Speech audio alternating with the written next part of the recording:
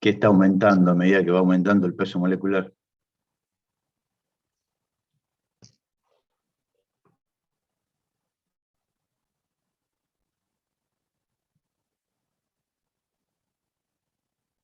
¿No? Fíjense la misma idea que explicamos varias veces, ¿no? De qué pasa con los hidrocarburos más livianos. Tenemos el metano, el etano, el propano y el butano, carbono 1, carbono 2, carbono 3, carbono 4, son todos gaseosos. Pasamos al pentano, que es carbono 5, ya es un líquido. ¿Sí? Y así tenemos carbono 6, carbono 7, carbono 8, hasta no me acuerdo cuánto, todos líquidos. Y después llega un punto que ya tenemos un hidrocarburo sólido, una cera. ¿Sí? Creo que es el de 16 o el de 18, por ahí. Bueno, acá la idea es la misma. Partimos de ácidos que son líquidos y llegamos a un punto, 8 carbonos, que el ácido es sólido. ¿Qué está pasando? ¿Qué está aumentando en esa misma secuencia de hidrocarburos y de ácidos carboxílicos? ¿Qué es lo que aumenta?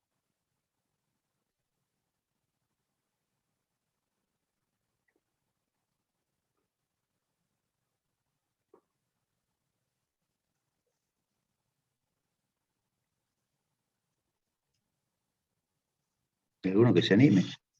¿Alguna? Compañeros, compañeras. A medida que va aumentando el tamaño de la cadena alifática, aumenta también la intensidad de las fuerzas intermoleculares. Exacto, las fuerzas dispersivas, perfecto. Acá me contestaron en el chat, la fuerza de London, muy bien. Muy bien, por acá también Luis contestó lo mismo. Recuerden que es simple como eso, ¿sí? Hay tres estados de la materia, más allá, bueno, de los estados más complejos que son los plasmas. Pero en condiciones habituales, ¿qué tenemos? Estado gaseoso, estado líquido y estado sólido. La diferencia entre esos estados es la intensidad de las fuerzas intermoleculares, ¿sí? Y recuerden que cualquier sustancia, cualquiera, incluso el helio, que está en liviano, podemos tenerlo en estado gaseoso, en estado líquido y en estado sólido, ¿sí? Cuestión de cambiar las condiciones del entorno, o sea, cambiar la temperatura, cambiar la presión y podemos pasar de un estado al otro. La diferencia está en la intensidad de las fuerzas intermoleculares, que en principio son de tres tipos de fuerzas diferentes. Las fuerzas de London, que son omnipresentes en todo tipo de moléculas y átomos, están presentes las fuerzas de London, las fuerzas dispersivas, ¿sí? Las fuerzas de interacciones de dipolo-dipolo y las interacciones de puente hidrógeno. Entonces, entendiendo esas tres fuerzas, podemos explicar todo esto. Las diferencias de punto de ebullición, las diferencias de punto de fusión, ¿sí? Bueno, fíjense que también en ese mismo sentido podemos explicar que si tenemos ácidos carboxílicos saturados y los comparamos con los insaturados, podemos ver, fíjense que los puntos de fusión de los ácidos insaturados son menores al punto de fusión del ácido saturado del mismo tamaño, del mismo número de carbonos. El ácido estiárico es el nombre común del ácido carboxílico de 18 átomos de carbono y tiene un punto de fusión de 72. El ácido oleico tiene una insaturación, 18 átomos de carbono con una insaturación, un doble enlace. Y las insaturaciones que se observan en muchos ácidos grasos naturales, la gran mayoría son dobles enlaces cis, ¿sí? El ácido oleico es cis y el linoleico tiene dos dobles enlaces y los dos en cis. Entonces fíjense que ustedes pueden buscarlo, ¿no? En los libros. Si tenemos un doble enlace con geometría cis, hay dos cadenas que se unen para el mismo lado. Entonces, como que si tenemos el zigzag del ácido estiárico, podemos pensar que es una molécula tipo alargada, ¿sí? Una especie de sandía, digamos, alargada, que se va a compactar mejor con otra molécula similar. O sea, las fuerzas dispersivas van a ser intensas en esa situación. Si tenemos una molécula como el ácido oleico con dos cadenas que se van del mismo lado del plano, determinado por el doble enlace, tenemos una especie de línea curva, ¿sí? Entonces esa línea curva, que es la molécula del oleico, con otra curva, que es la otra molécula del oleico, las interacciones van a ser menores. Las fuerzas dispersivas en esa molécula van a ser menores que en el caso del estiárico. Por eso la diferencia de punto de fusión. Más aún todavía cuando introducimos un segundo doble enlace cis, que es el ácido linoleico. ¿Sí? Entonces, fíjense que estos son, este es sólido a temperatura ambiente, este a un día caluroso ya se licúa, y este, punto de fusión -5, de un día como hoy, está líquido. ¿Sí? Bueno, esperen que no me deja pasar. Y la solubilidad en agua, ya sabemos, ¿no?, de qué depende la solubilidad en agua.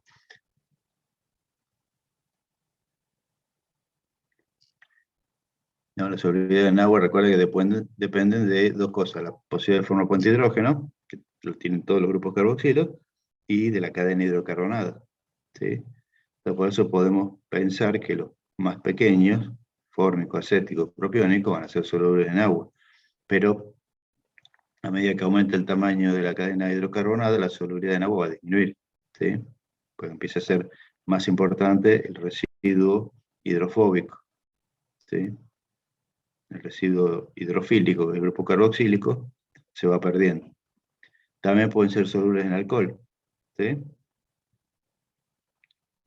Y fíjense que los ácidos carboxílicos de cadena larga van a ser también solubles en solventes relativamente no polares, como el cloroformo.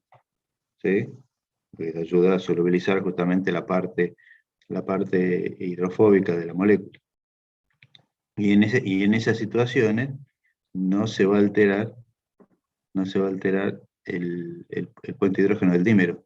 ¿Sí? Si el solvente es un solvente no polar, no puede romper el puente hidrógeno del dímero. Entonces, si acá tenemos, fíjense, el R este es una cadena larga, supongamos 10 carbonos, ¿sí? Todo este dímero va a ser una especie de molécula, digamos, entre comillas, no es una molécula, es un dímero. Son dos moléculas individuales, pero es una especie, digamos, hidrofóbica, principalmente, ¿sí? Por lo tanto, se va a poder disolver en un solvente no polar como el cloroformo, y el dímero permanece inalterado.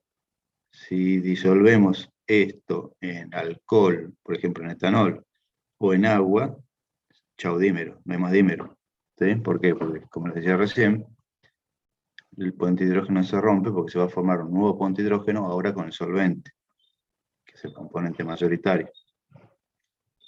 Bueno, fíjense, en cuanto a la acidez, hay toda una tendencia que se puede explicar teniendo en cuenta conceptos que ya en su momento discutimos, pero podemos refrescar un poco.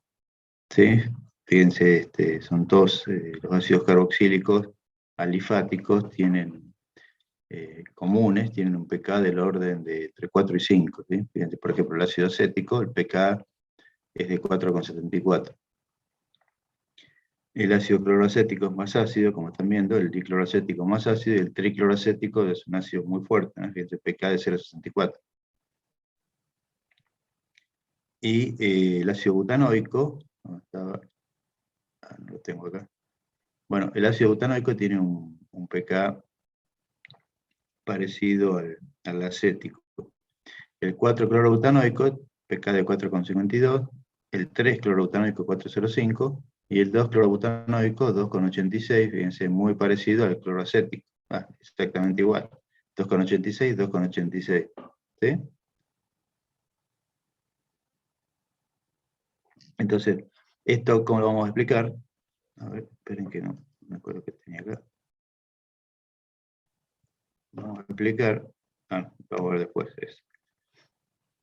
Como cualquier tendencia en acidez de cualquier familia de compuestos, tenemos que plantear el equilibrio ácido-base para poder explicar la diferencia en acidez, ¿sí?, de estos compuestos. Entonces lo que podríamos hacer, lo que tenemos acá, vamos a escribir acá, ¿sí?, tenemos un ácido carboxílico cualquiera, RCOOH, tenemos el equilibrio ácido-base, ¿no? Más agua, en equilibrio, vamos a poner así, con la base conjugada, ¿sí?, del ácido carboxílico, más hidrógeno, que es lo que se forma por transferencia del protón hacia el agua, que estaría funcionando como base, ¿sí?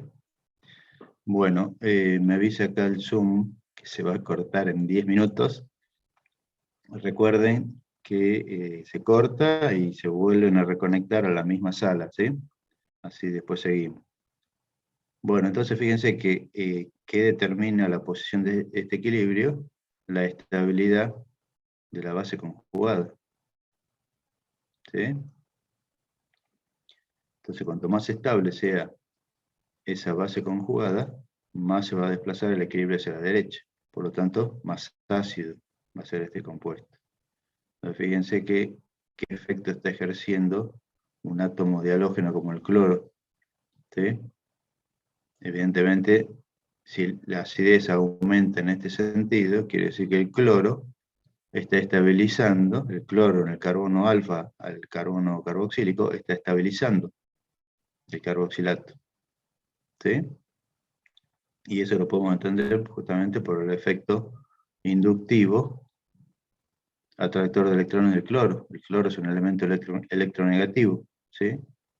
Entonces genera un diferencial de carga positiva en este carbono que ayuda a estabilizar la carga negativa que se desarrolla en el carboxilato, ¿sí? Porque en un carboxilato, ¿qué vamos a tener? Vamos a ver si lo podemos dibujar mejor. En un carboxilato tendríamos en principio una cosa como esta, ¿no? Oh, perdón el dibujo. Entonces, vamos a poner acá, en el carboxilato, vamos a poner un R acá,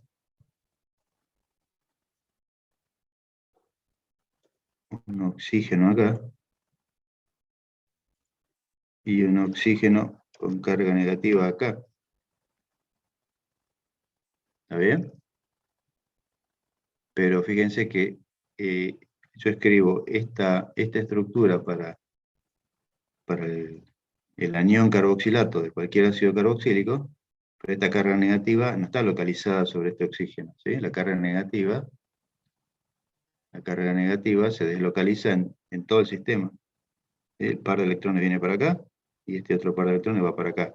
Entonces ustedes pueden dibujar, háganlo, tarea para el hogar, dibujar una estructura análoga a esta con la carga negativa localizada en el otro átomo de oxígeno.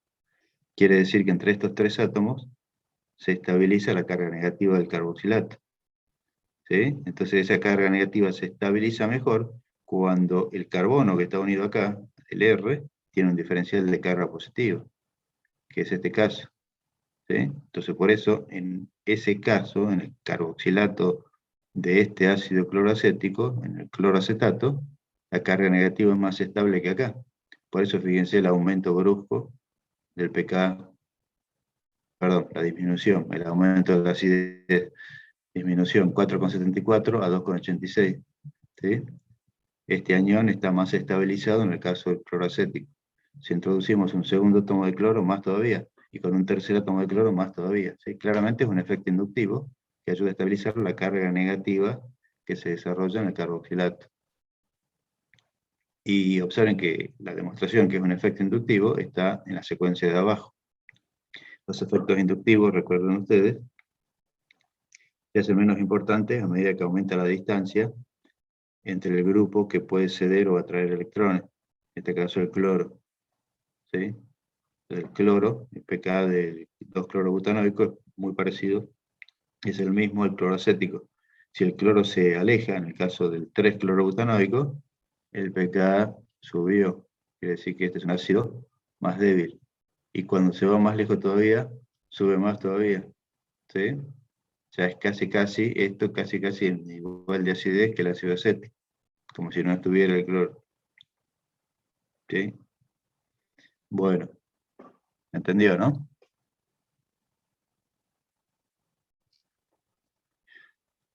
Entonces, fíjense que una explicación similar podemos dar para los ácidos carboxílicos derivados del benzoico. Esperen que voy a correr esto. A ver si puedo correr todo junto. Sí. Mirando por arriba. Ahí. Y esto va. Esto lo he dibujado de otra manera, ¿cierto? No, perdón. Vamos a borrar acá. Borro esto. Y borro esto.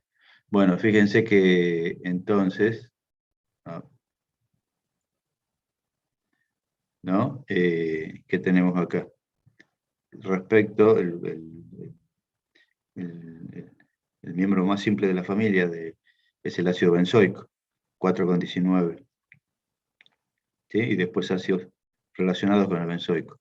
Ahora, fíjense, si comparamos el benzoico con el acético, 4,19, 4,74. Este más ácido. ¿Sí? Pues justamente también podemos pensar algo parecido a lo que discutíamos acá. Acá tenemos un carbono unido al carboxilo, que es un carbono Sp2, ¿sí? Que es más electronegativo que un carbono sp3, que sería este de acá. Por lo tanto, este carbono, por efecto inductivo, puede estabilizar al carboxilato. Y por eso podemos comparar el benzoico con el acético, diciendo que el benzoico es más ácido. ¿Sí? Dicho de otra manera, explicamos la mayor acidez del benzoico respecto del acético por el efecto inductivo del carbono sp2 en el carbono vecino del carboxilo, el carbono carboxílico. ¿Sí? Bueno, y después, fíjense que tenemos que explicar la menor acidez del parametoxi-benzoico y la mayor acidez de los nitrobenzoicos. ¿Sí?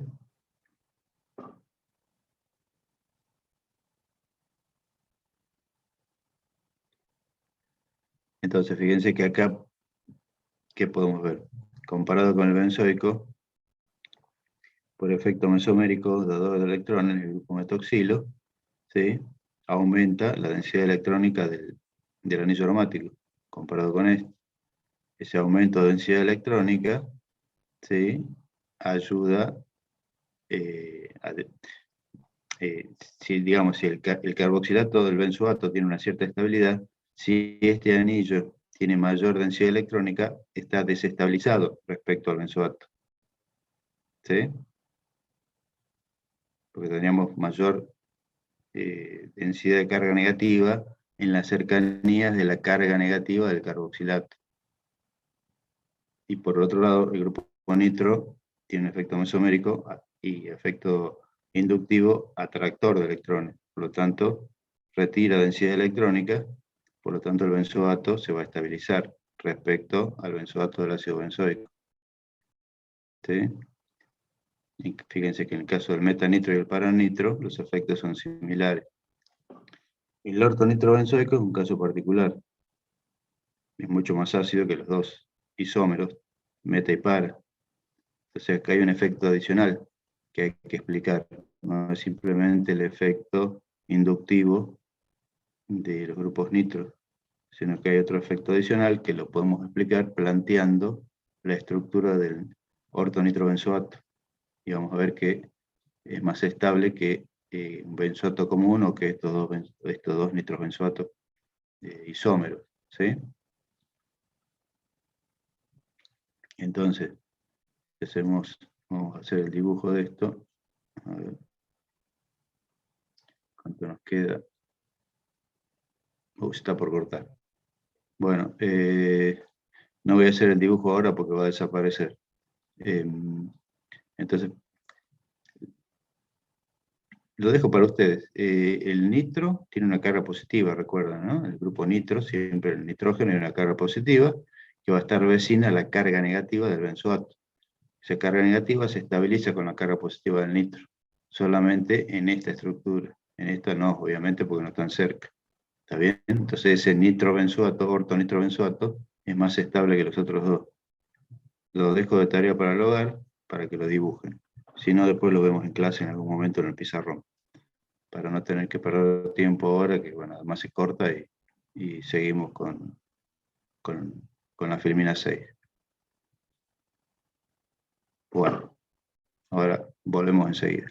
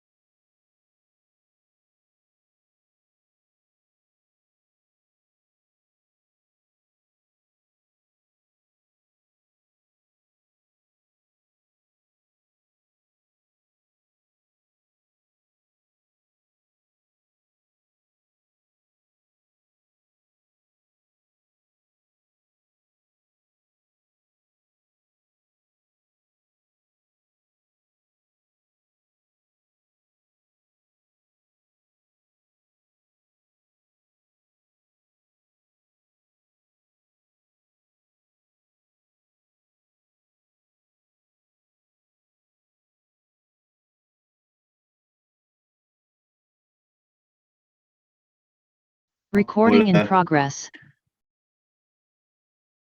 estamos de vuelta. ¿Me escucha? Sí, Sí, profe. profe. Bien. Bueno, ahora vamos a seguir. Vamos a admitir a los rezagados. Bueno, les comparto la pantalla, vamos de vuelta acá. Habíamos quedado. Vamos acá. Bueno, vamos a la filmina, sí, a la filmina 6. A ver, están viendo, ¿no? La filmina 6.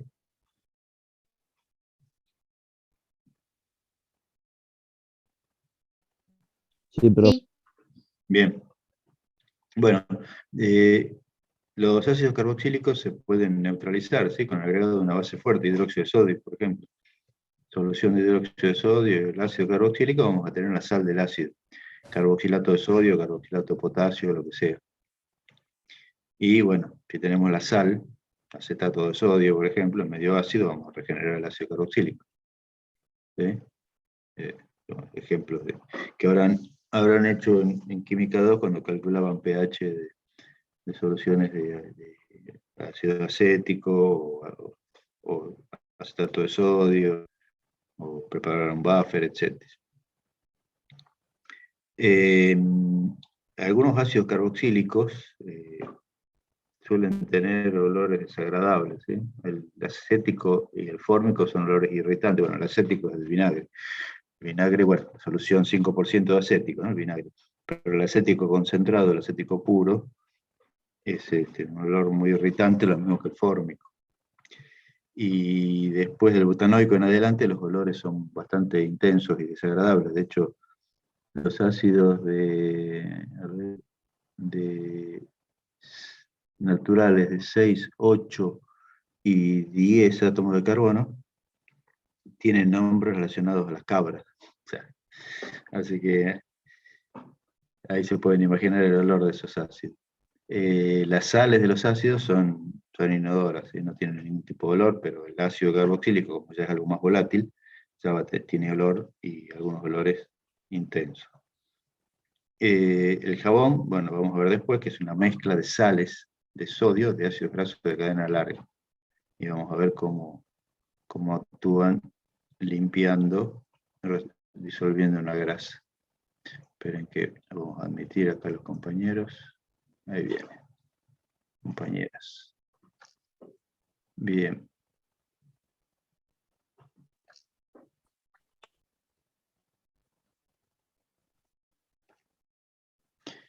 Bueno, empecemos a ver los derivados. Fíjense, los derivados de ácidos carboxílicos. Tenemos halogenuros o haluros de acilo, anhídridos, ésteres, amidas y nitrilos. ¿Sí? ¿Qué tienen en común todos estos compuestos con los ácidos carboxílicos? Bueno, hay un grupo carbonilo y después hay un sustituyente que es distinto de hidroxilo. Acá un halógeno, acá un carboxilato, acá un alcóxido, acá un amiduro, y acá parece acá medio raro, ¿dónde está el carbonilo acá? Pero bueno, lo que tienen en común es que todos estos disueltos en agua, por reacción con agua, en algunos casos disolución y reacción muy rápida, muy sencilla, caso de los haluros de ácido y los anhídridos, reacción no tan simple en el caso de los ésteres, las amidas y los nitrilos, pero se trata de reacción de hidrólisis, ya sea medio ácido o medio básico. Todos estos compuestos terminan en un ácido carboxílico, ¿sí? O sea, de este lado, este R-carbonilo sería, a partir del haluro de acilo, perdón, un ácido carboxílico. Lo mismo el anhídrido, lo mismo el éster, lo mismo la amida, y lo mismo el nitrilo, ¿sí? Este grupo ciano termina siendo un carboxilo. Entonces por eso los agrupamos en la misma familia. Y de estos, los más importantes desde el punto de vista bioquímico y natural, son el éster, la amida y los nitrilos, ¿sí? Porque anhídridos hay muy pocos en la naturaleza. Vamos a ver un ejemplo de un anhídrido presente en una mosca que lo utiliza como mecanismo de defensa, y los haluros de ácido son simplemente reactivos de laboratorio. No existe ninguno en la naturaleza, ¿sí? Así que bueno, vamos a ir viendo un poquito algo de propiedades de esto y después vamos a ver las reacciones. Bueno, y ahí tienen los nombres, ¿sí? Los nombres IUPAC y los nombres comunes, ¿sí? Se nombran como, en el caso de los ésteres, desde el ácido, ¿sí? Por ejemplo, este sería el formiato de isopropilo, el nombre común. Metanoato sería el nombre de IUPAC, pero nadie lo usa. Bueno, el ácido benzoico es un nombre aceptado por IUPAC, un nombre tan común que termina siendo aceptado. Este sería el benzoato de fenilo. Y este sería el 2-feniletanoato de metilo o fenilacetato de metilo, ¿sí? Los ésteres cíclicos también existen, fíjense, porque podemos tener un carboxilo y un oxidrilo en la misma cadena. Entonces, el hidroxilo y el carboxilo reaccionan entre sí, se forma un ciclo, y ese éster cíclico lo llamamos lactona, ¿no? La lactona del ácido 5-hidroxipentanoico, sería el nombre IUPAC, ¿no? Fíjense, 1, 2, 3, 4, 5. El ácido carboxílico es el ácido pentanoico, y en el carbono 5 se tiene un grupo hidroxilo. Por eso es el ácido 5-hidroxipentanoico. El nombre común sería delta-valerolactona. Bueno, y así con otros. Las amidas son muy importantes para ustedes porque, bueno, van a ver, ya empezaron a ver en alguna materia de biología, materia relacionada, el enlace peptídico, ¿sí? El enlace peptídico es el enlace entre un carboxilo de un aminoácido con el grupo amino de otro. Entonces, ¿qué se tiene? Una amida, ¿sí? Entonces, bueno, si empezamos a entender las amidas sencillas, las amidas orgánicas sencillas, van a entender después el enlace peptídico en los péptidos y en las proteínas. Entonces, fíjense que el nitrógeno unido al carbonilo en una amida, podemos ver ahí por los valores de ángulos de enlace, que tiene también una hibridación sp2, ¿sí? Por lo tanto, las amidas tienen una estructura resonante muy importante, que es esta.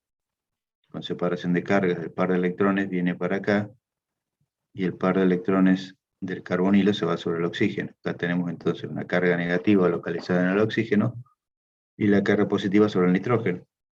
¿Sí? Y entonces podemos entender por esto que una amida no es básica. ¿Sí? Este par de electrones presentes en el nitrógeno no está disponible para una reacción de protonación como en una amina simple, ¿sí? Porque ese par de electrones, como ven ahí, está involucrado en la estructura resonante. ¿Sí? Bueno, entonces cuando se miden las longitudes de enlace, este enlace carbono-nitrógeno es un enlace más corto que un enlace simple carbono-nitrógeno en una amina, y se explica por esto, o sea, la estructura real de la molécula de una amida simple como la formamida, ¿no? Ácido fórmico y amoníaco, la formamida, ¿sí? La estructura real nos indica que es un híbrido de resonancia entre esta estructura y esta otra, y eso se deduce en base a la longitud de este enlace. Este es un enlace más corto que el enlace presente en una amina sencilla. ¿Sí? Bueno, las amidas, fíjense, pueden ser amidas primarias, secundarias, las amidas y terciarias, ¿sí? Propionamida, N-metilacetamida, dimetilformamida, ¿no? Reacción del ácido carboxílico con amoníaco, reacción del ácido carboxílico con una amina primaria, reacción del ácido carboxílico con una amina secundaria. Podríamos decir que es la forma de preparar este tipo de 3 clases de amidas. Y existen las amidas cíclicas que se llaman lactamas, ¿sí? Así como el éster cíclico era una lactona, la amida cíclica es una lactama. Tenemos la beta propiolactama, la epsilon caprolactama, son también nombres comunes, ¿no? Nombre UPAC. Y las betas propiolactamas son importantes, ¿por qué? Porque es un fragmento estructural presente en los antibióticos más comunes, que son los antibióticos de la familia de la penicilina. Fíjense que acá hay un anillo beta-lactámico, ¿sí? Es compleja la molécula, pero acá que tenemos una beta-lactamo, ¿sí? Y hay muchos antibióticos relacionados a la penicilina. La amoxicilina, por ejemplo, también es de la misma familia.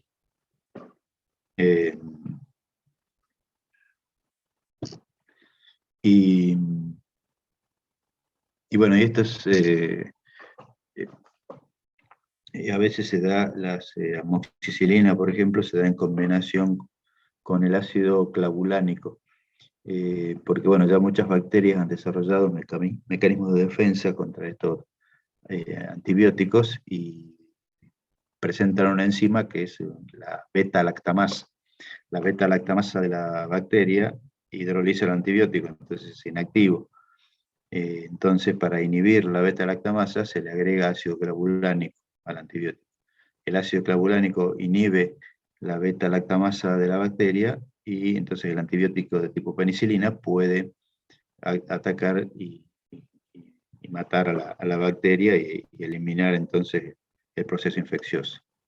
Eso sobre todo en el caso de las otitis infantiles, se suele dar esa combinación, amoxicilina con ácido clavulánico. Bueno, acá está el enlace amida, como les decía, de la estructura general del péptido de una proteína, ¿sí? El aminoácido que tenemos carboxilo de un lado, amino del otro. Entonces tenemos toda la secuencia, carboxilo, amino, carboxilo, amino, carboxilo, amino, el enlace peptídico, ¿sí? Que como pueden ver ahí, no es nada más ni nada menos que un enlace de una amida. Por eso, entendiendo esto, entienden esto. Bueno, seguimos avanzando. Los nitrilos, fíjense, el nitrilo, el grupo ciano, están medio, el ácido carboxílico está enmascarado, ¿sí? Pero bueno, se hidroliza, por ejemplo, medio básico, y la primera etapa de la hidrólisis es una amida primaria, y se sigue hidrolizando, y en que se termina, como estamos medio básico, en un carboxilato y se libera amoníaco, ¿sí? La estructura del nitrilo, fíjense, ya algo vimos, pero acá lo recordamos. Hay un triple enlace carbono-nitrógeno, entonces el carbono tiene que tener, recuerden, hibridación sp. enlace sigma, carbono sp, nitrógeno sp, un enlace pi y un segundo enlace pi. ¿Sí? En el caso de un alquino, había un enlace sigma adicional, carbono-hidrógeno. Pero acá el nitrógeno es trivalente, entonces el par de electrones no compartido, como vemos ahí, queda en un orbital sp. ¿Sí? Está en un orbital sp, entonces no está en un orbital sp3, por lo tanto, tampoco es fácil que este nitrógeno, el par de electrones de este nitrógeno, esté involucrado en una reacción de protonación. De hecho, los nitrilos también son neutros, no son básicos, ¿sí? Porque esto no está disponible en un orbital sp3, está en un orbital sp, muy cerca del núcleo, ¿sí? Entonces, un nitrilo tampoco es básico. Bueno, sale. Ahí tienen el recordatorio. Fíjense acá comparaciones de propiedades físicas de los derivados de ácido en cuanto a los puntos de ebullición. Comparamos derivados de ácido con otro tipo de compuestos. Este curva bastante interesante de analizar.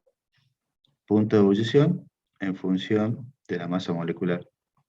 ¿Sí? Para cualquier familia, recuerden, como decíamos, aumenta la masa molecular, aumenta el punto de ebullición. ¿Sí? Los semialcanos, fíjense, de livianos, gaseosos, ¿no? 0 grados. O sea, todo esto son gases, gases, gases, gases, gases. Empieza a aumentar el peso molecular, ya tenemos líquidos de alto punto de ebullición. A medida que aumenta el peso molecular, en todos los casos, aumenta el punto de ebullición. ¿Sí? Y fíjense que los ésteres metílicos, que los comparamos con los hidrocarburos, tienen puntos de ebullición comparables. ¿Sí? Porque un éster metílico, o sea, carboxilato de metilo, ¿sí? La cadena hidrocarbonada, a medida que va subiendo, la parte hidrofóbica de la molécula, el carboxilato queda perdido. ¿Sí? Si comparamos ésteres metílicos con alcoholes de peso molecular similar, ya vemos la diferencia, ¿no? El puente de hidrógeno hace la diferencia. Los nitrilos y los ácidos carboxílicos también tienen puntos de ebullición comparables a los alcoholes. Y hay una curiosidad acá, fíjense las amidas. Las amidas tienen mayor punto de ebullición, ¿sí? Respecto de los ácidos carboxílicos de los alcoholes de peso molecular comparable. Entonces, esto se puede explicar por las estructuras dipolares de las amidas, que creo que acá no las dibujamos, están dibujadas más adelante. Tengan presente este gráfico y después lo vamos a explicar cuando volvamos a ver amidas, ya creo que la semana que viene. ¿Sí? Porque fíjense que habíamos planteado formas resonantes con separación de carga para cualquier amida, ¿no? Entonces hay un extremo, como el oxígeno, el extremo negativo y el nitrógeno, el extremo positivo. Esa estructura polarizada se puede unir a otra estructura polarizada, a otra molécula con su estructura polarizada, haciendo interacciones dipolo-dipolo inverso, o sea, negativo con positivo, positivo con negativo. Entonces eso de alguna manera explica los altos puntos de ebullición de las amidas. Y otra cosa o sea, los puntos de ebullición de las amidas respecto a los otros derivados se explican por esto que les mencionaba recién. Entre sí, las amidas, fíjense, amida primaria, secundaria, terciaria, del mismo peso molecular, es más sencilla la explicación, ¿no? Fíjense acá. Acetamida, propionamida primaria, 79, punto de fusión. Punto de fusión de la N-metilacetamida 28, de la dimetilformamida 61. ¿Sí? Entonces, ¿cómo explicamos esta diferencia? Menos 61, 28, 79. ¿Qué está aumentando? Fíjense que son las tres, son amidas de 3 átomos de carbono. O sea, el peso molecular es el mismo, son isómeros estructurales. ¿Está bien? Pero el punto de fusión es distinto. ¿Cómo se explica?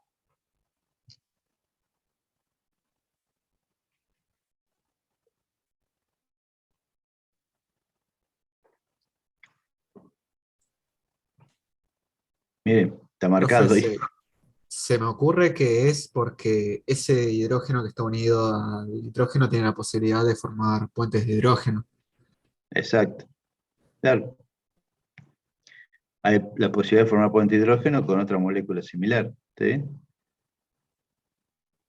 Entonces, acá tiene un enlace nitrógeno-hidrógeno, un puente de hidrógeno con otra molécula parecida de la propionamida. ¿Sí? O sea, el hidrógeno formando el puente con el nitrógeno de la propionamida. Entonces acá habría dos puentes de hidrógeno posibles. Acá hay solamente uno y acá no hay ninguno. ¿Sí? Tan sencillo como eso. Muy bien. Bueno, solubilidad. Solubilidad en agua es algo complejo, ¿sí? En el caso de los de los halogenuros de ácido y los anhídridos, no se puede medir ninguna solubilidad porque son compuestos muy reactivos, se hidrolizan. ¿Sí? Por ejemplo, el cloruro de acetilo, que es el ácido carboxílico, perdón, el cloruro de ácido más sencillo,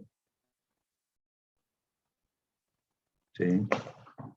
Ya sería CH3, carbonilo, cloro, ¿sí? Cloruro de acetilo. Esto reacciona con agua y muy rápidamente y queda ácido acético. ¿Sí? OH, perdón. Ácido acético y ácido clorhídrico, ¿no? El cloro se va con el protón del agua y el oxidrilo reemplaza el cloro en el grupo carboxilo. Entonces, este tipo de compuesto, el cloruro de acetilo, es un líquido que viene embotellado. La única precaución para trabajar con esto es trabajarlo bajo campana, porque apenas uno abre la botella de cloruro de acetilo, ¿sí? Los vapores del agua, la humedad del aire, va a originar esta reacción. Entonces los vapores de cloruro de acetilo que empiezan a emanar del frasco liberan ácido acético y liberan clorhídrico. ¿Sí? Entonces uno no quiere respirar estos vapores, entonces por eso necesita trabajar sí o sí bajo campana. Pero no es un reactivo peligroso más allá de esto, ¿sí? O sea, uno trasvasa un poquito de cloruro de acetilo a un vaso de precipitado, lo toma con pipeta y lo agrega a donde tenga que agregarlo para hacer la reacción que quiera hacer, ¿sí? Con la única precaución, como les decía, de trabajar bajo campana, nada más. Pero bueno, con esto les muestro que no se puede medir una solubilidad, porque hay una reacción química. Lo mismo con los anhídridos, ¿sí? Y con un alcohol también. La reacción con el alcohol es parecida. Son muy reactivos frente a alcoholes, por lo tanto, no se puede medir ninguna solubilidad para ese tipo de compuestos. Los ésteres, los demás son, bueno, no son tan reactivos, entonces puede llegar a medirse algún tipo de solubilidad tanto en agua como en alcohol. Recuerden que los ésteres tipo acetato de etilo, algunas amidas terciarias, algunos nitrilos, como el acetonitrilo, son líquidos, muy buenos solventes, polares, apróticos, ¿sí? Lo habíamos visto en reacciones SN2. Recordatorio. Recordatorio para cuando tengan que dar el final. Bueno, entonces acetato de etilo, dimetilformamida, acetonitrilo. ¿Sí? Son líquidos muy usados en muchas reacciones químicas, justamente por estas propiedades que tienen de ser solventes con elevada constante dieléctrica y apróticos. ¿Sí? No hay protón intercambiable, ni en el acetato de etilo, ni en la dimetilformamida, ni en la dimetilacetamida, ni en el acetonitrilo. ¿Sí? Y son, estos tres de abajo son solubles en agua, totalmente miscibles. El acetato de etilo es el único que es parcialmente miscible, solamente un 10%. ¿Sí?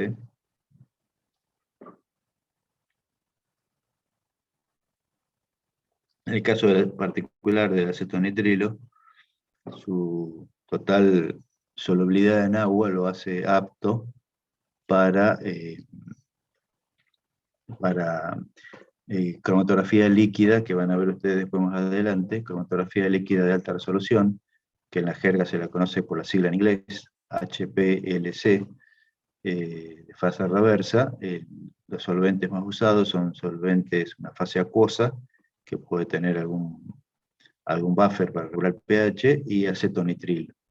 Y el acetonitrilo con el agua, totalmente miscibles, entonces se pueden utilizar como fase móvil en ese tipo de separaciones cromatográficas, que bueno, ahora están aprendiendo los rudimentos de la cromatografía con la placa delgada, y ese concepto general de cromatografía que van a ver ahora es fundamental que lo entiendan bien, porque después lo van a volver a ver en analítica instrumental, y en muchas aplicaciones de cromatografía líquida o de cromatografía de gases tienen que tener, para poder entender esas aplicaciones, el concepto claro de qué es una separación cromatográfica. ¿Sí? Por eso es importante que lean el libro de Galagowski, que vean los videos y que comprendan lo que van a hacer este viernes. Bien. Entonces, ahora empezamos con las reacciones. Fíjense que hay una diferencia entre el carbonilo, como mencionábamos, el carbonilo de un aldehído o de una acetona, con el carbonilo de un derivado de ácido. ¿Sí? Estuvimos viendo la semana pasada, o hasta la semana pasada estuvimos viendo reacciones de adición nucleofílica al carbonilo, ¿sí? En el caso de aldehídos y cetona. Acá vamos a ver, como el nombre lo indica, reacciones de sustitución nucleofílica de acilo. ¿Sí? Los otros carbonilos estaban reacciones de adición. Estos carbonilos, están reacciones de sustitución. Entonces, el mecanismo general de todas las reacciones que vamos a ver es este. ¿Sí? El nucleófilo, en la primera etapa, se adiciona al carbono carbonílico. Ya vimos que este carbono carbonílico, tiene un diferencial de carga positiva, ¿sí? Independientemente de cuál sea este I. Acá siempre hay un diferencial de carga positiva, por eso puede ser atacado el nucleófilo. Entonces, esta primera reacción, ¿sí? es una reacción de equilibrio. Tenemos una constante de velocidad de la reacción directa y una constante de velocidad de la reacción inversa, K1 y K-1. Se forma en esta primera etapa, como vemos acá, un intermediario tetraédrico. Quiere decir que este carbono ahora es sp3. ¿Sí? Entonces, la reacción puede progresar hacia el nuevo producto. ¿Sí? El enlace pi se regenera, con el par de electrones que viene para acá. Si el enlace pi se regenera, uno de estos dos tiene que eliminarse. ¿Qué se elimina acá? Se elimina un grupo. En este caso estamos planteando la eliminación del I-. ¿Sí? Entonces tenemos la segunda etapa de la reacción, con su constante de velocidad K2. Y ahí se formó el producto de sustitución nucleofílica de acilo, ¿no? Ahí queda claro el nombre del mecanismo. Sustitución nucleofílica. ¿Sí? ¿Por qué? Porque entró el nucleófilo Z- y se fue el grupo saliente I-. ¿Sí? Así como teníamos la SN2, que era una sustitución nucleofílica bimolecular, que entraba un nucleófilo y se iba a un grupo saliente, acá es algo parecido, nada más que no ocurre sobre un carbono sp3, sino que ocurre sobre un carbono sp2. Entra el nucleófilo, se forma un intermediario tetraédrico, ¿sí? Y después este se sigue reaccionando para eliminar el grupo I-. Fíjense que la diferencia con la SN2 es importante, ¿no? La SN2 es una reacción en una única etapa, donde entre los sustratos y el producto final tenemos un estado de transición. Acá, entre los sustratos y el producto final, tenemos un intermediario tetraédrico. Equilibrio, equilibrio. Entonces esta reacción procede o puede revertir. ¿Sí? Todo depende de la naturaleza de Z- y de la naturaleza de I-. Entonces vamos a ver justamente eso, vamos a discutir un poco esos aspectos. Fíjense que se elimina Z-, ¿sí? Si Z- es una base más débil que I-, ¿sí? O sea, Z- es mejor grupo saliente que I-. ¿Sí? Entonces, en ese caso la reacción revierte. Si Z- es mejor grupo saliente que I-, la reacción no procede para allá. Vuelve, revierte. ¿Sí?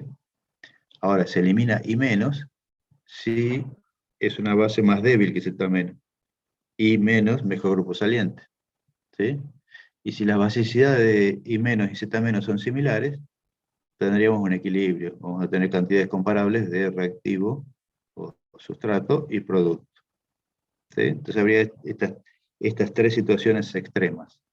Que se elimine I-, que revierta la reacción eliminando Z-, o que quede 50-50, por así decirlo. ¿A ver?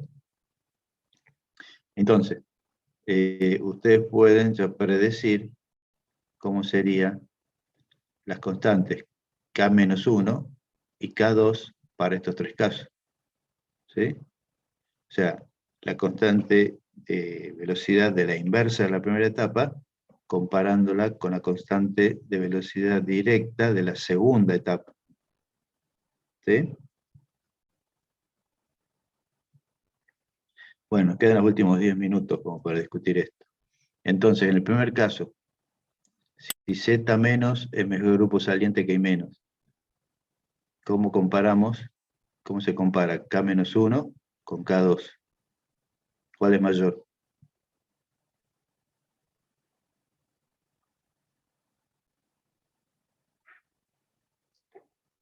Estamos planteando el caso 1, ¿no? Z- mejor grupo saliente que I-. Entonces, ¿cómo comparamos los valores de la constante de velocidad? K-1 y K2. K-1, la inversa de la primera, K2, la directa de la segunda. ¿Cuál es mayor? ¿Cuál reacción es más rápida?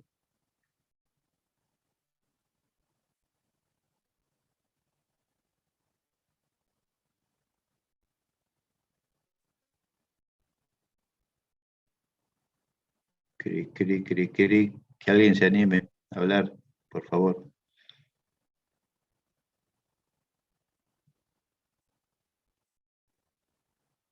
Reacciona más rápida K-1. Claro, K-1 es mayor. ¿Sí? Acá alguien contestó en el chat. Bien. K-1 es mayor. ¿Sí? Porque si Z- es mejor grupo saliente, quiere decir que la reacción revierte, no avanza.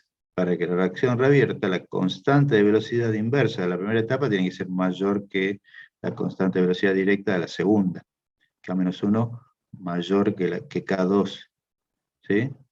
Ahora, en el caso que la reacción proceda, o sea, se elimina I-, porque I- es mejor grupo saliente que Z-, ¿cómo se relacionan entonces ahora K2 y K-1? ¿Cuál es mayor? Si la reacción procede y avanza hacia la derecha, ¿cuál sería mayor?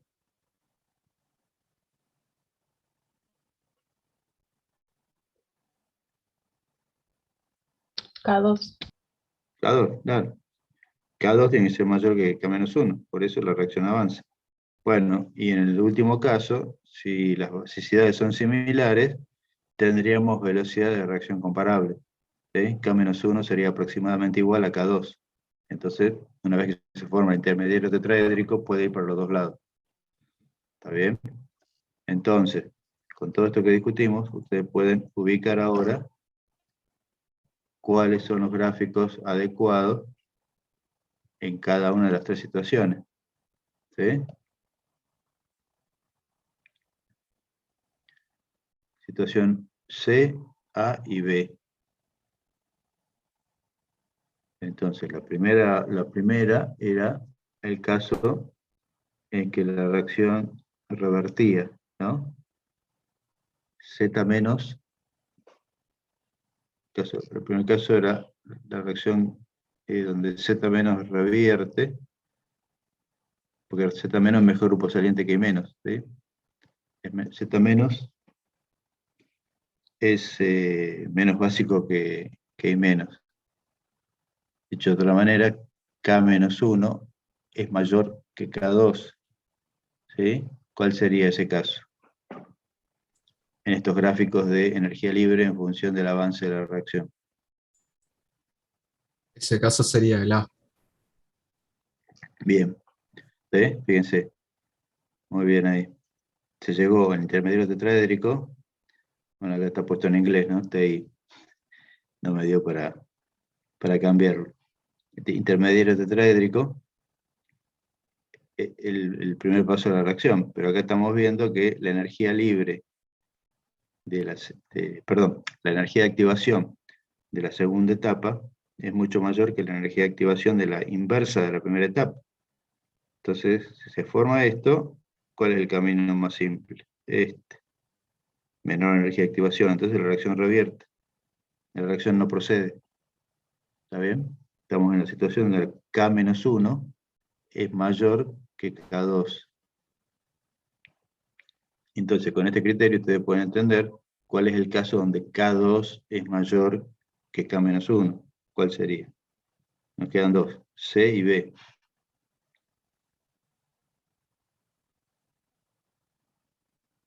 ¿Cuál sería entonces? K2 mayor a K1. La B, donde la reacción La B, avanza en ese sentido. claro. Fíjense, recuerden, ¿no?, que la constante de velocidad, según la ecuación de Arrhenius, está relacionada con una exponencial a la menos energía de activación sobre RT. Entonces, si la energía de activación es baja, la constante de velocidad es grande. Y eso es lo que vemos acá. Baja energía de activación comparada con la inversa, constante de velocidad alta comparada con la inversa de la primera etapa. Entonces, K2, acá K2 es mayor a K-1. ¿Sí?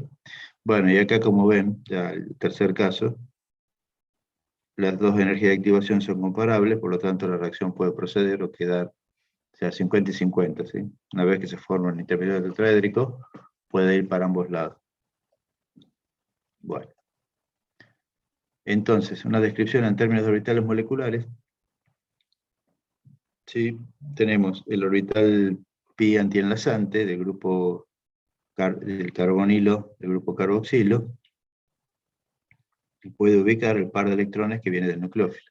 Superposición de orbitales, y ahí se va a formar entonces el nuevo enlace sigma, carbono Z del intermediario tetraédrico. ¿Sí?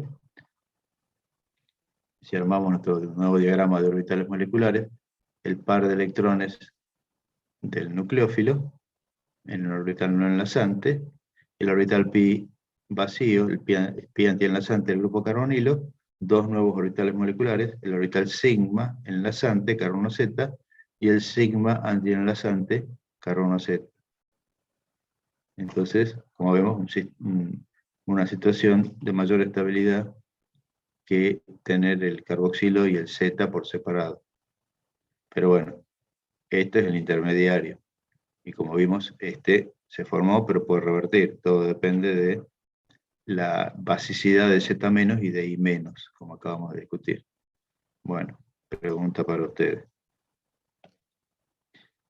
Bien, entonces, si empezamos a comparar reactividades de estos derivados de ácido, en base a lo que ya analizamos, vamos a poder entender este orden de reactividades. Fíjense que los más reactivos son los halogénuros de ácido, después los anhídridos, después los ácidos carboxílicos y los ésteres, y en el fondo de todo, las amidas. ¿Sí? Tiene que ver justamente con la basicidad de los grupos salientes. Si relacionamos la basicidad del grupo saliente con la acidez del ácido conjugado, entendemos entonces el orden de reactividad. ¿Sí? Entonces recuerden que cuanto más fuerte era el ácido, más débil es la base. O sea, estamos en presencia de la base más estable. Cuanto más estable es la base, mejor grupo saliente es. ¿Sí? Entonces por eso, fíjense, tenemos clarito, ordenado acá, el orden de reactividad de los distintos derivados de ácido. El mejor grupo saliente es el bromuro, después el cloruro, después un acetato, un carboxilato en general, un alcóxido, un hidróxido y un amiduro. ¿Sí? Porque a medida que vamos bajando acá, aumenta la basicidad del grupo saliente. ¿Por qué? Porque disminuye la acidez del ácido conjugado. pK menos 9, menos 7, de 3 a 5, 15 a 16, 15,7, pK 36. Súper básico. ¿Sí? Muy básico, base muy débil. Entonces estos son muy reactivos porque es muy fácil que en la segunda etapa se elimine cloruro bromuro. En estos casos K2 es mucho mayor a K-1. ¿Sí? Y acá, bueno, esto es un poquito menos reactivo porque lo que se elimina es el acetato. Estamos entrando en el último minuto, se va a volver a cortar y recuerden que retomamos, ¿sí? Con el último bloque de esta primera parte. Bueno, entonces con esto se explica toda la diferencia de reactividades de los distintos derivados de ácido que estamos presentando. ¿Sí? Bueno. Entonces, a la hora de medir una velocidad de reacción, fíjense, por ejemplo, si medimos la velocidad de hidrólisis de un éster, ¿sí? Definimos esa velocidad como 1 y a partir de ahí medimos la velocidad relativa de reacción de hidrólisis de los otros derivados de ácido. ¿Sí? Bueno.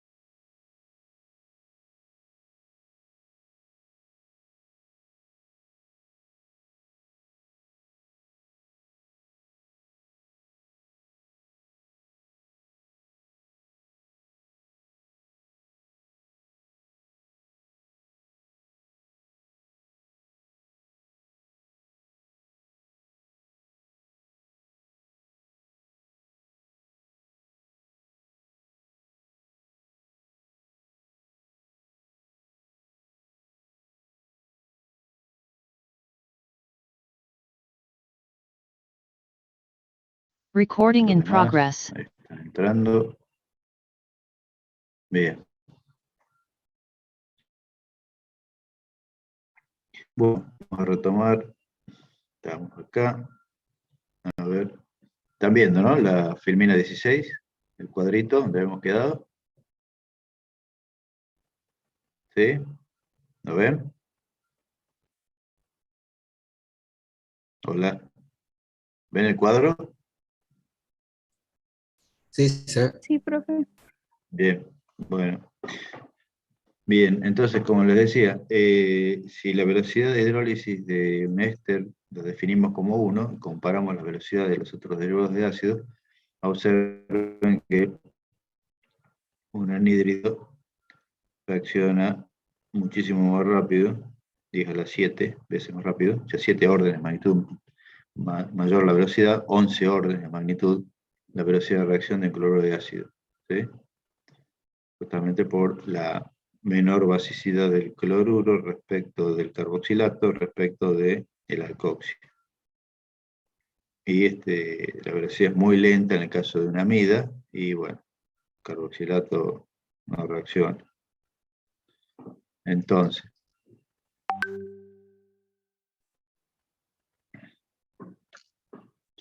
podemos, fíjense, ir de los derivados de ácidos muy reactivos hacia los menos reactivos con mucha facilidad, de arriba para abajo, digamos. ¿Sí? El cloruro de ácido nos va a permitir preparar con mucha facilidad un anhídrido, un éster, una amida, y bueno, y la hidrólisis del cloruro de ácido, como vemos, puede dar el carboxilato. ¿Sí? Y vamos a ver que hay una forma de preparar un cloruro de ácido, ¿sí? Porque como estamos viendo, los cloruros de ácido son muy reactivos. ¿Para qué quieren un cloruro de ácido? Justamente para usarlo como punto de partida para hacer cualquiera de estos que están abajo. Y ahora, ¿cómo hacemos un cloruro de ácido? ¿Sí? Pues bueno, el cloruro de ácido sencillo se prepara a escala industrial. Cloruro de acetilo, por ejemplo, cloruro de benzoilo. ¿Y cómo se hace eso? ¿Cómo puede hacer uno, a partir de un ácido carboxílico, un cloruro de ácido? Por ejemplo, con cloruro de tionilo. Este reactivo permite, a partir del carboxilato o desde el ácido, ir hacia el cloruro de ácido. Y vamos a ver, bueno, algunas de estas reacciones, ¿sí? Pero vamos a ver el panorama global, son todas reacciones muy parecidas, ¿sí? Vamos a discutir algunas en particular con más detalle, donde hay más tela para cortar, digamos, hay más cuestiones mecanísticas para discutir, y hay evidencia experimental para sostener los mecanismos que vamos a postular. Esas son por ahí las más interesantes. Después todas las demás entran en el mismo paraguas. O sea, se hace un poco tediosa esta unidad por el hecho de que hay muchas reacciones que son muy parecidas, ¿sí? Pero bueno, si se entiende el mecanismo general que planteamos recién, sustitución nucleofílica de acilo, y entendemos ese concepto fundamental de para dónde va la reacción a partir del intermediario tetraédrico, después teniendo ese panorama en la cabeza, el resto es, digamos, se entiende mejor. Es llenar casilleros más simples. Así que bueno, vamos a tratar de sacarle el jugo a estas reacciones, discutiendo aquellas donde hay más evidencia experimental que sostienen los mecanismos que vamos a ir viendo.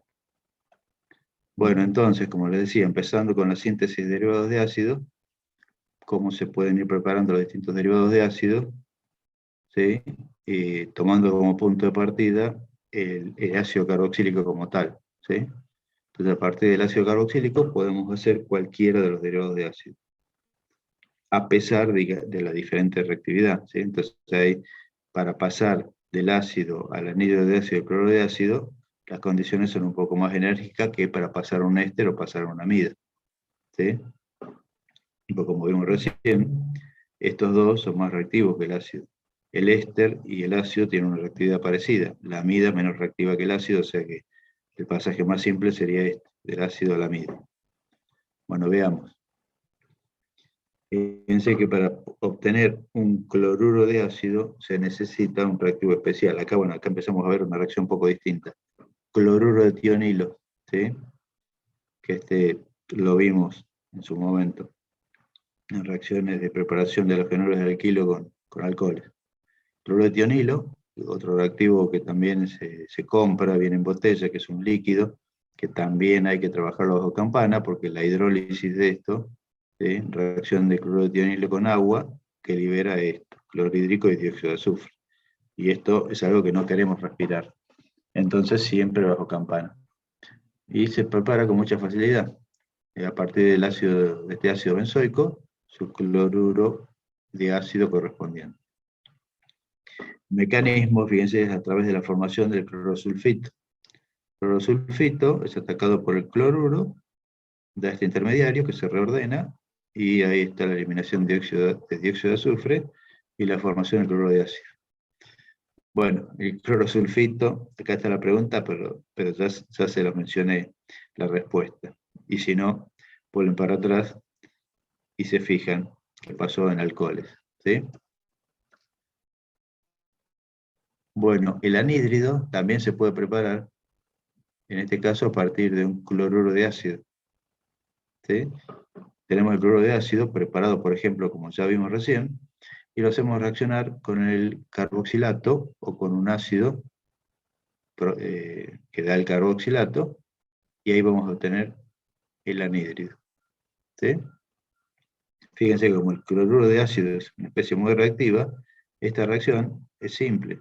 Con formiato de sodio, éter etílico a temperatura ambiente, obtenemos el anhídrido acético fórmico. ¿Sí? Una especie de anhídrido mixto. Dos ácidos diferentes que forman el anhídrido.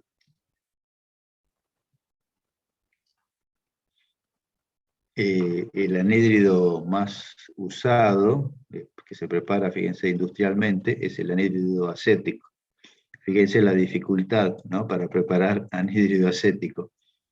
Escala industrial, 800 grados centígrados de temperatura para poder hacer reaccionar dos moléculas de ácido acético entre sí para obtener el anhídrido acético y liberación de agua.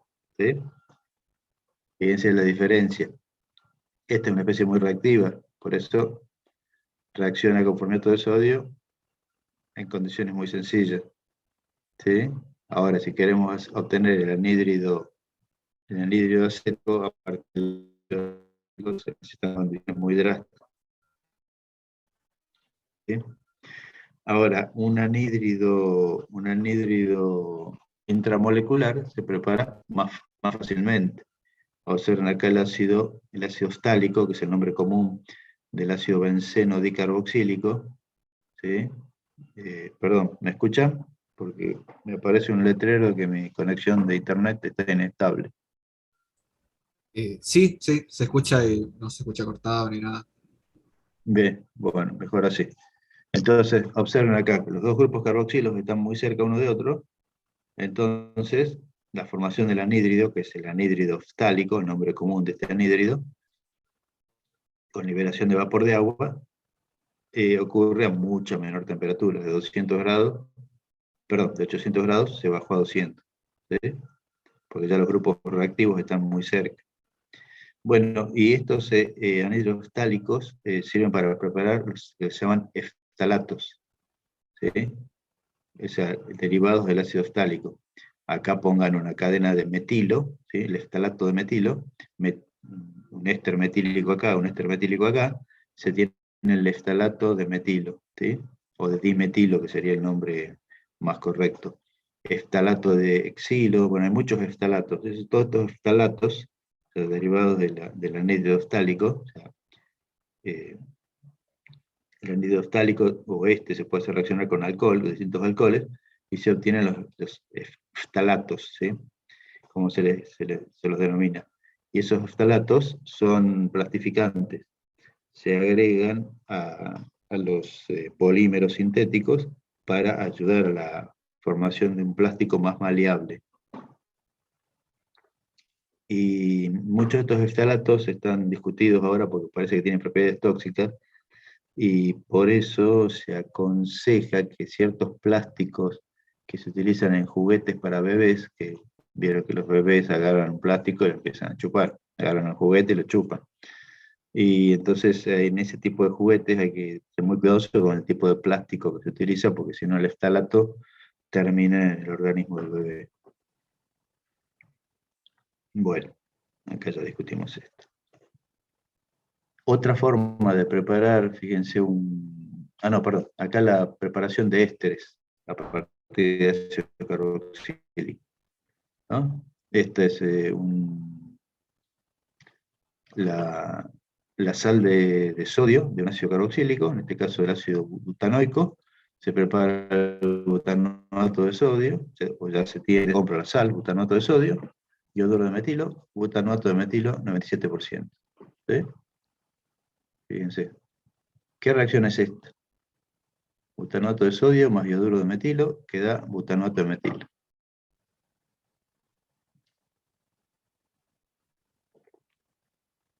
Esa es la primera pregunta. Esta reacción ya la conocemos. ¿Qué reacción es? ¿Dónde la vimos?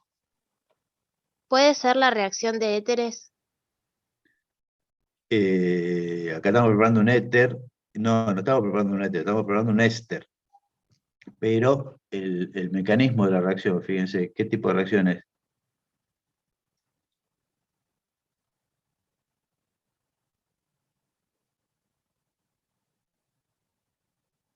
A ver acá en el chat, una SN2. Muy bien, ya me contesta Agustín. Es una SN2.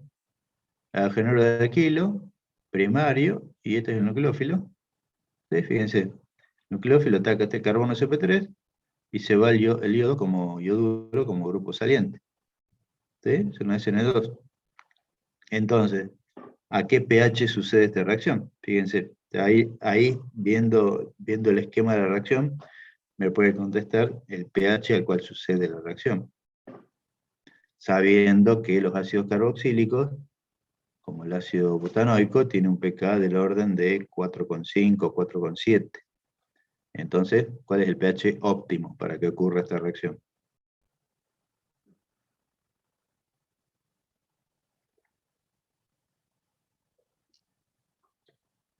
Los voy a ayudar, volviendo a plantear el equilibrio ácido-base. Requiere ácido carboxílico, más agua, está en equilibrio con el carboxilato, más hidrógeno.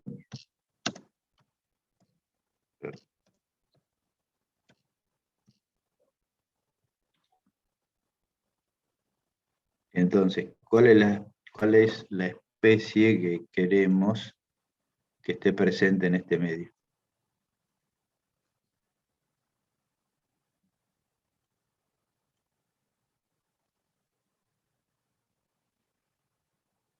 Necesitamos esto, ¿no? Para que reaccione. Esto. Entonces, ¿cuál es el pH? El pH óptimo.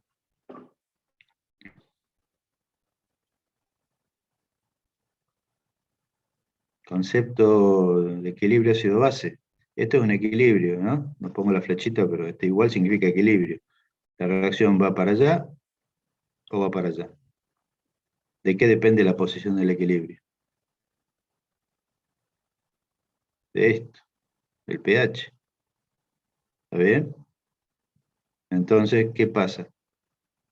Esto tiene un pK más o menos del orden, ¿no? Un pK de aproximadamente, pongámosle 4,7. 4,7. ¿Sí? Entonces, si el pH es menor al pK, estoy haciendo una pregunta de química 2. Si el pH es menor al pK, ¿dónde está el equilibrio? ¿Hacia dónde se desplaza el equilibrio?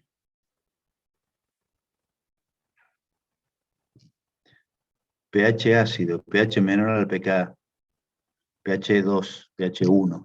¿Dónde está el equilibrio? ¿A la izquierda o a la derecha?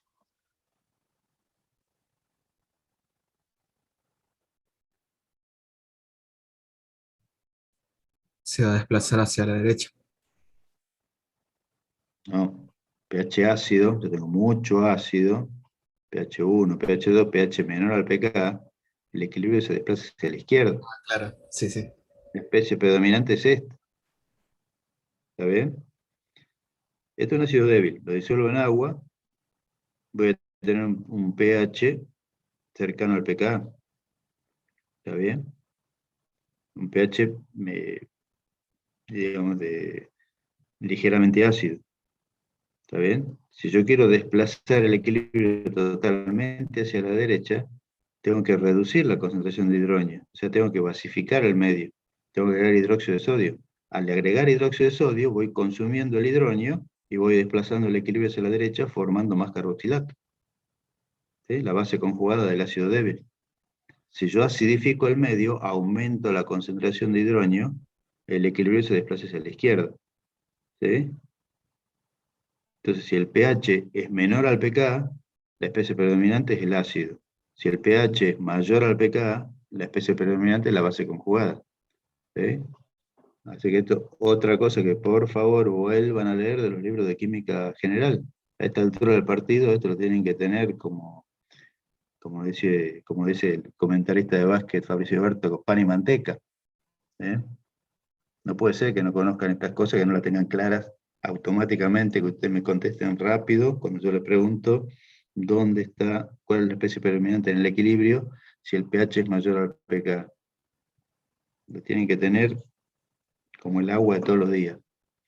Bueno, entonces, para que la reacción proceda adecuadamente, necesitamos el nucleófilo. Y el nucleófilo lo vamos a tener solamente si el pH es mayor al pK. Porque si no, vamos a tener el ácido, y el ácido no es un buen nucleófilo. El buen nucleófilo es el carboxilato. ¿Está bien?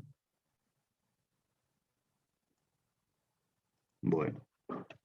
Entonces, esta es una manera de preparar un éster metílico a partir del ácido, una manera bastante simple. Y después existe la otra manera, que es una preparación industrial, que es la esterificación de Fischer, ¿sí? Una reacción muy conocida, muy antigua, un ácido carboxílico con un alcohol. Catálisis ácida, y se va a poder preparar el éster. Pero esto es un equilibrio, y para poder desplazar el equilibrio hacia la formación del éster, como ya discutimos muchas veces, por ejemplo, hay que sacar el agua del medio, o agregar un exceso de alcohol. Si el alcohol es barato, como puede ser el metanol o el etanol, no hay ningún problema. Agregamos un gran exceso de alcohol y la reacción se va a desplazar hacia la derecha. Fíjense que muchos de estos equilibrios no están favorecidos hacia la preparación del éster. En este caso, observen, un éster, el más simple de todos, el acetato de etilo, o el más popular si se quiere, más usado, ácido acético con etanol, ¿sí? Catálisis ácida con ácido sulfúrico, formación de acetato de etilo, liberación de agua. El equilibrio está desplazado hacia la izquierda. La constante de equilibrio, cuando planteamos el equilibrio al revés, es 3,38. O sea, quiere decir que la constante de equilibrio de la reacción directa, así como la escribimos, ¿cuánto sería?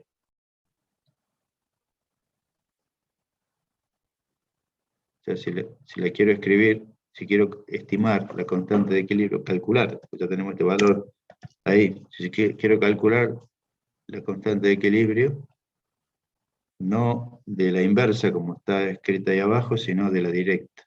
¿Cuánto me da? ¿Qué cálculo simple tengo que hacer?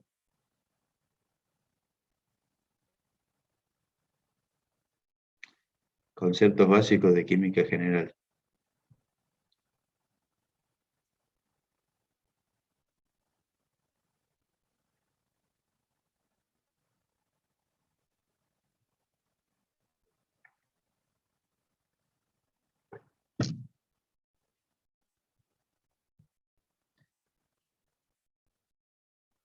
Si una constante de equilibrio planteada así de izquierda a derecha vale 10, la constante de equilibrio de la reacción inversa, ¿cuánto vale?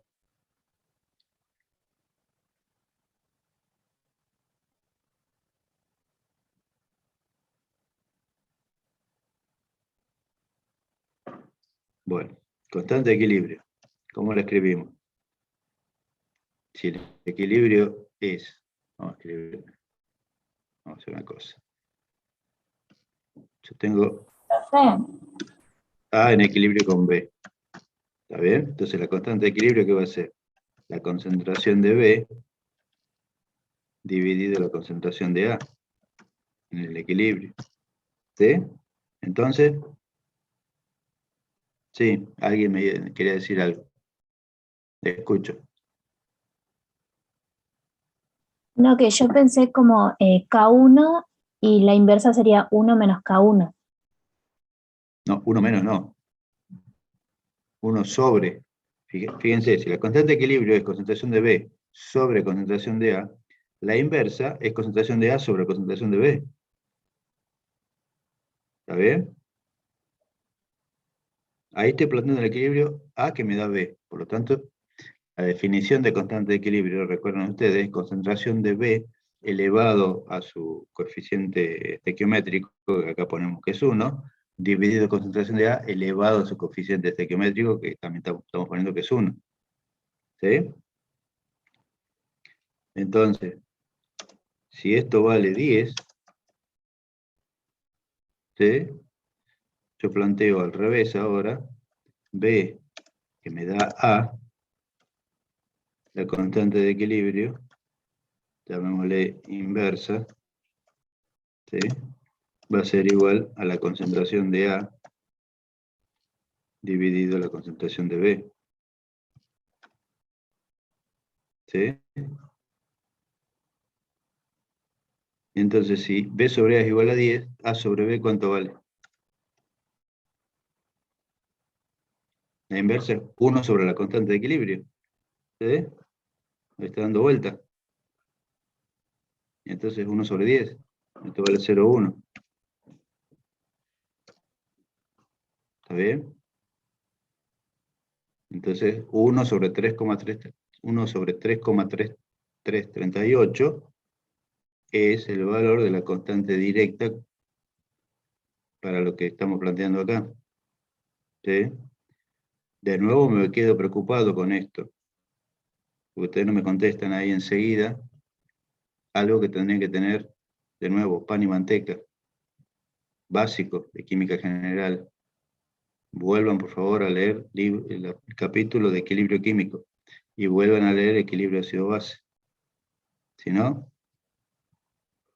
acá están con todos los alfileres, todos los conceptos agarrados con alfileres, y van a llegar arrastrándose al final, y por ahí aprueban al final, pero van a tener los conceptos agarrados con alfileres en bioquímica, y no es, no pueden terminar siendo bioquímicos y no tener un concepto claro de lo que es el equilibrio ácido-base, de lo que es un equilibrio químico en general y de lo que es un equilibrio ácido-base en particular.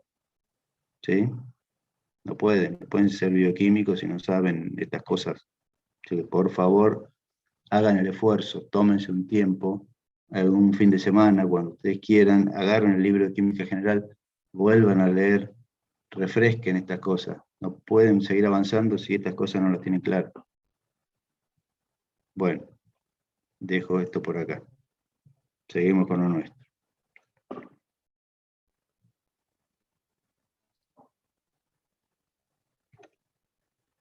Bien, entonces,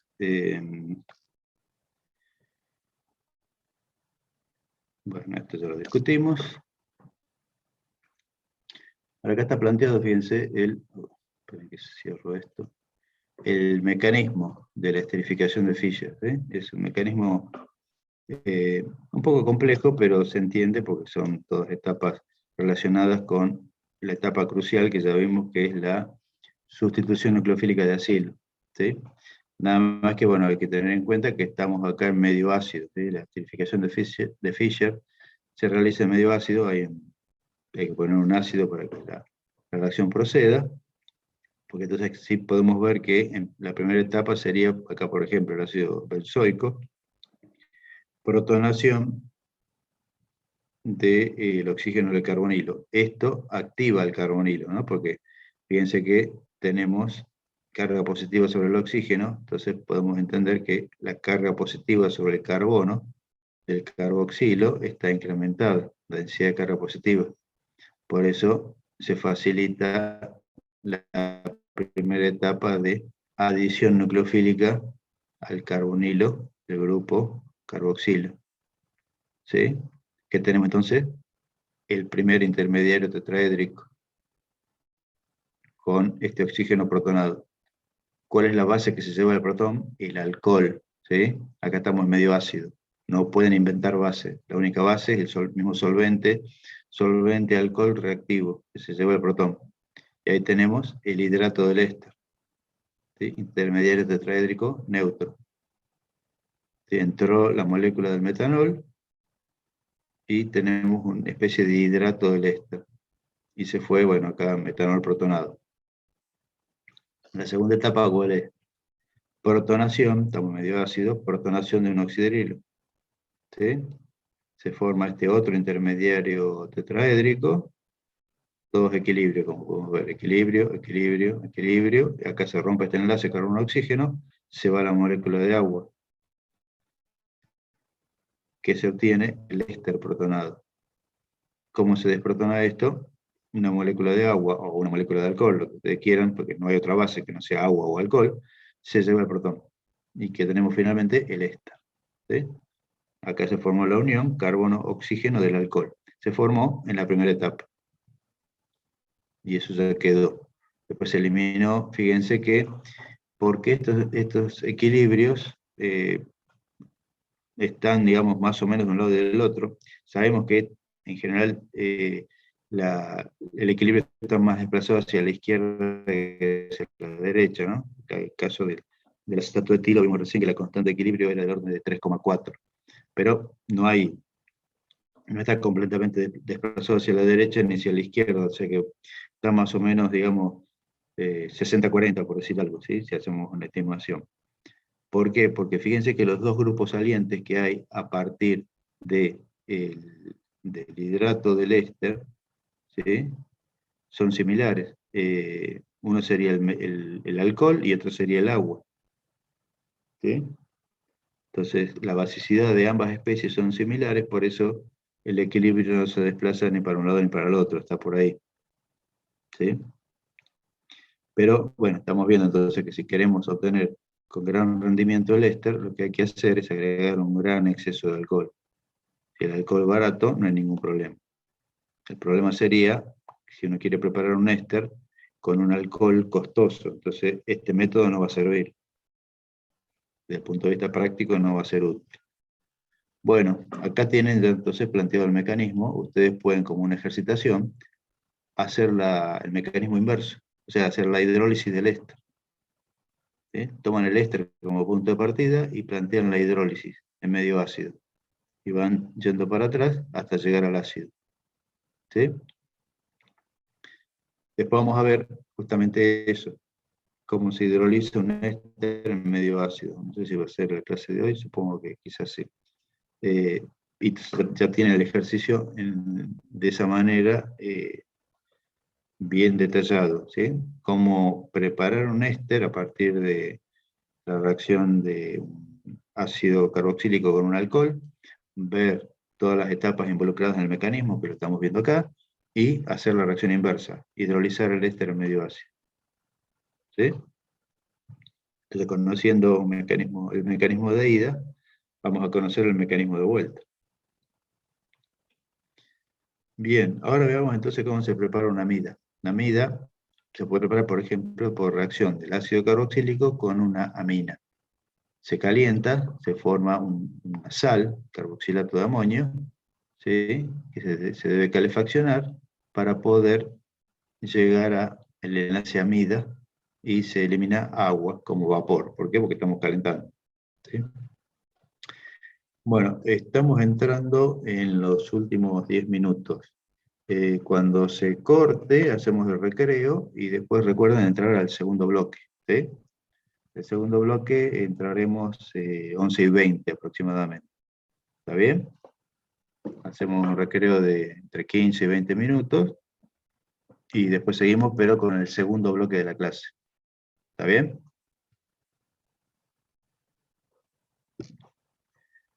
Bueno.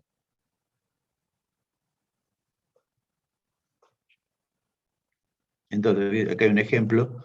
Ácido benzoico, etilamina, perdón, benzoato de etilamonio, que se calienta y da la N-etilbenzamida y eliminación de vapor de agua. ¿Sí? Bueno, no hay mucho más para decir acá. Entonces, ya más o menos tenemos algunos métodos de preparación de derivados de ácido, los más significativos. Ahora vamos a ver reacciones. Y las reacciones generales son todas englobadas en estas categorías. ¿Sí? Reacciones de hidrólisis de derivados de ácido, reacciones de alcohólisis, o sea, preparación de ésteres, aminólisis, preparación de aminas, amina primaria, por ejemplo, amidas,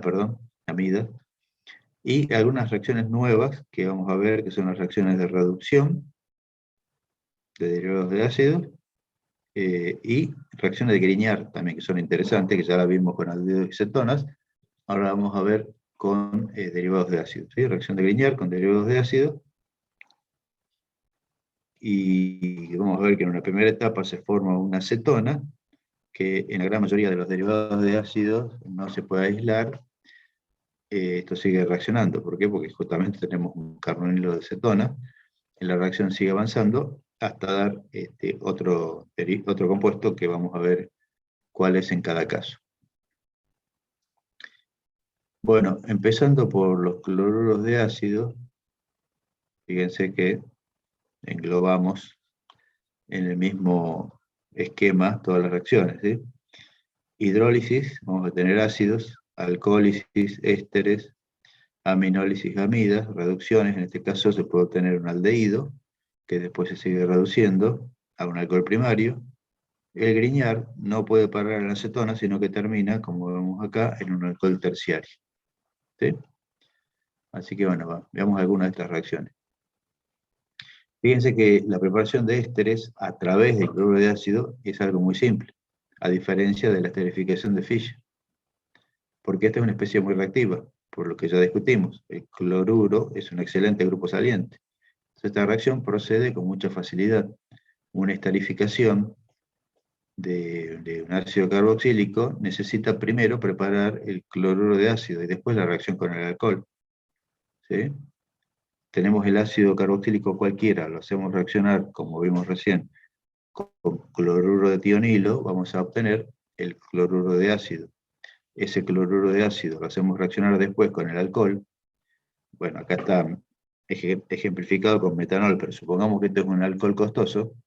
Vamos a tener entonces el éster con excelente rendimiento y con muy poco consumo del alcohol, porque la reacción es estequiométrica. Un mol de cloruro de ácido con un mol del alcohol me da con excelente rendimiento el éster correspondiente.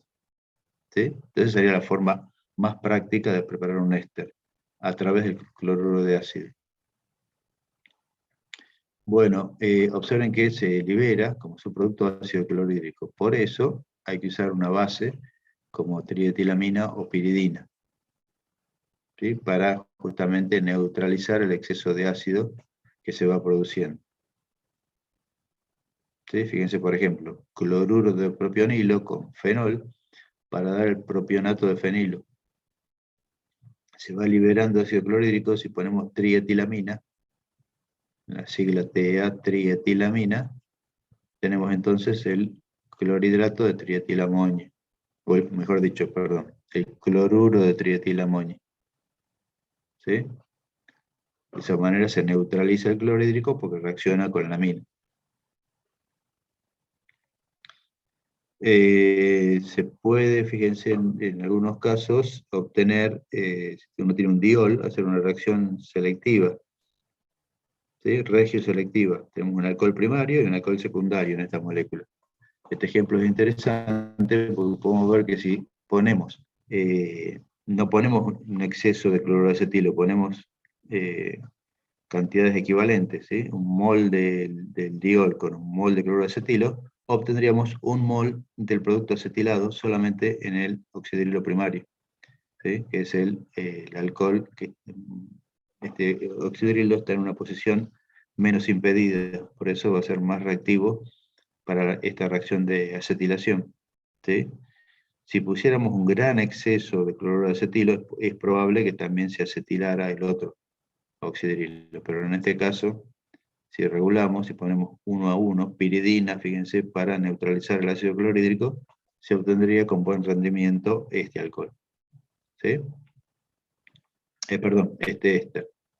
Entonces fíjense que este puede ser un ejemplo justamente de un alcohol costoso. Este es un diol, no es un alcohol simple. Entonces llegar a este diol puede ser laborioso. Entonces no voy a hacer una esterificación de Fischer con esto si yo quiero obtener el acetato en esta posición, ¿no? La esterificación de Fischer sería tomar este alcohol en exceso y hacerlo reaccionar con ácido acético.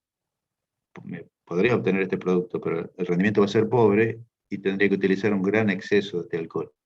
Este alcohol puede costarme mucho, puede ser muy laborioso prepararlo en el laboratorio y invertir mucha plata, entonces no quiero desperdiciarlo. Quiero que la reacción sea cuantitativa. ¿Qué hago?